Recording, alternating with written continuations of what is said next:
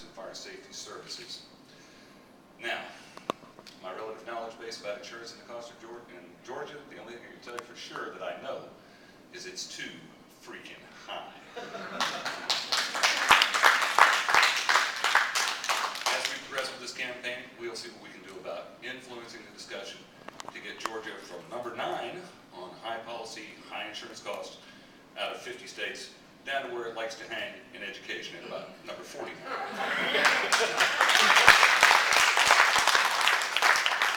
Try and make a retrograde movement there.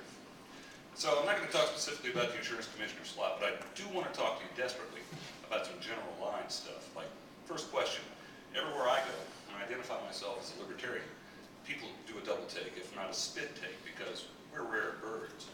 I mean, we got what, 50, 60 in this room right here.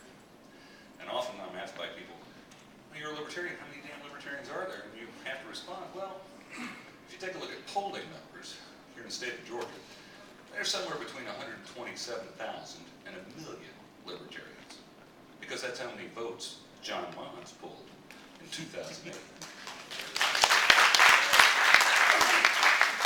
I happen to think that there are more libertarians around Georgia than that, which brings us to the next question that I'd like to address. How do we win? How do we win? Well, we've taken an important step here today, ladies and gentlemen. If you'll notice, there's not a single statewide office that's up for election in this cycle that doesn't have a libertarian slotted into it. Now, the important thing at this point in time in this race is the fact that the only names we know for certain, for dead certain, that are going to show up on that ballot in November are these names right here. The Republicans will be busy eating each other's souls during their primary. The Democrats, if they can find some candidates to run, hopefully will be engaged in the same activity. How do we win in Georgia? For libertarians, we have no money. We never have any money. But you know, today I learned something exciting to me. During the Treasurer's report, we got $40,000. The state Democrat Party's only got $167,000. They've only got, what, 3-4 times more money on hand than we got? And we're worried? They should be shaking in their shoes. So, how do we win? How do we win? Let's define win. I really want to look at this closely with you. We're currently a political body. And that means that through the actions and the struggles and the travails of the libertarians that have gone before us, we have access to statewide races. We can run a governor, we can run a lieutenant governor, we can run a sec state, we can run an insurance commissioner, we can run PSC, we can do all of those things, all these lofty positions at the highest echelons of government in Georgia we have access to because of the work of people that have come before us. And yet, we have to petition in order to run a state house or state senate candidate. We have to go out there in the hot July sun, and we got to get people to answer the door and sign a petition. That's kind of a disconnect, don't you think?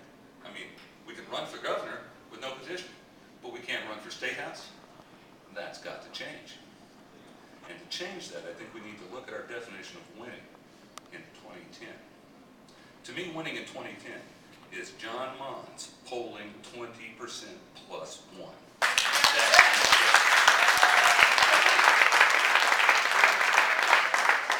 Because when John does that in November, we transition. We are no longer a political body. We are a political party. We have access to every race in this state in 2012. So in 2012, boys and girls, that's when the hammer is going to fall. We're going to run candidates in the 140 uncontested races that habitually happen in our state every election cycle.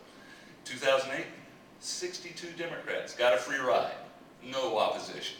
82 Republicans got a free ride, no opposition. So defining the win in 2010 to me is John Mons as governor candidate breaking 20%. And in 2012, we clean house. You guys have probably heard about the Free City Project. Hell, we're libertarians. We've all heard about that.